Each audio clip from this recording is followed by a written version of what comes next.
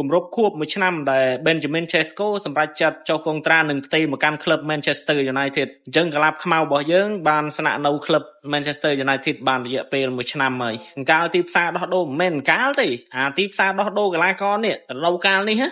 មានក្លឹបធំៗជាច្រើនដូចជា Bayern Munich Barcelona សិតតែចាប់អារម្មណ៍ Benjamin Sesko ទាំងអស់ជាពិសេសស្ពើនេះដូចជាកាត់មុខកាត់មាត់ Man U ដល់ហើយកាលដែលមានព័ត៌មានថា Man U នឹងចាប់អារម្មណ៍ហើយនឹងចង់បានខ្សែប្រើការពាររបស់ Newcastle Sandro Tonali តម្លៃខ្លួនរបស់ Sandro Tonali គេប៉ាន់ស្មាននៅលើទីផ្សារឆ្នាំ2026នេះតាចន្លោះតា75លានទៅ85លានទេស្ពើជា100លានដើម្បីកាត់មុខ Man U ទិញ Sandro Tonali ចូលទៅហើយនៅមាន Matteo Fernandes ទៀតតម្លៃខ្លួននៅក្នុងឆ្នាំ2026គេប៉ាន់ស្មានថាចន្លោះពី55ទៅ65លានទេ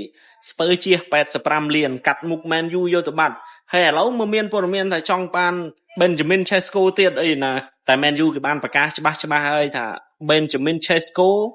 មិនមែនទុកសម្រាប់លក់ទេក្លឹបដែលចាប់អារម្មណ៍ទាំងប្រមាណណាដកចាត់ចែងឲ្យអស់ទៅអញ្ចឹងមានន័យថា Benjamin Sesko គឺស្ថិតនៅក្នុងផែនការនិងកម្លាំងដ៏សំខាន់ដែលមិនអាចខ្វះបានរបស់លោក Michael Carrick ស្របពេលដែលកីឡាខ្មៅរបស់យើងនឹងបានបញ្ជាក់ពីខ្លួនគេយ៉ាងច្បាស់ហើយថារូបគេមិនមានដំណងចាក់ចែងពី Manchester United ទេរូបគេមានក្តីសោកនៅពេលដែលបានលេងនៅ Old Trafford ហើយខ្សែប្រយុទ្ធ Man U យើងនិយាយតែប្រយុទ្ធកដាលអានឹងសម្រាប់ខ្ញុំមួយទេខ្ញុំគិតថាទៅនឹងមាន Benjamin Sesko ណែសម្បីតែខ្លួនខ្ញុំជាប្រុសខ្ញុំមើលទៅឃើញសង្ហាបែបហ្នឹងគឺមើលទៅអត់ទៅអីទាំងអស់មើលទាំងមុខច្រមុះភ្នែកតិចជាពិសេសសាច់វិញលង្សស្គុះហើយមិនមែនមានតែខ្ញុំទេដែលមើលឃើញ Benjamin Sesko សង្ហា Bruno ក៏គិតដូចខ្ញុំដែរបើមិនជឿមើលរូបហើយរដូវកាលក្រោយហ្នឹងលេងទៅហាត់កាយសម្បត្តិអាណាមៀតប្រប៉ុណ្ណាណឲ្យសាច់ដុំម្ខាងចង់ប៉ុណ្ណេះនៅពេលដែលខ្សែប្រយុទ្ធតូលវាមានសាច់ដុំធំឬក៏មានមៀតធំអញ្ចឹងវាមានទាំងផលវិជ្ជមាននិងអវិជ្ជមានខ្ញុំនិយាយកន្លែងអវិជ្ជមានមុនផលអវិជ្ជមានត្រង់ថាខ្លាចធ្លាក់ speed ទីមួយខ្លាចលបឿនរៀងធ្លាក់ចុះហើយនឹងអត់រហ័សរហួនដូចកាលនៅពីស្គមតែផលវិជ្ជមានក៏មានច្រើនដែរនៅពេលដែលនៅក្នុងប្រអប់គ្រោះថ្នាក់របស់គូប្រកួតដែលមានខ្សែការពារមកពឹតមកបាំងយើងមកបិទយើងគឺយើងមានប្រៀបជាងត្រង់ថាមៀតជាងធំជាង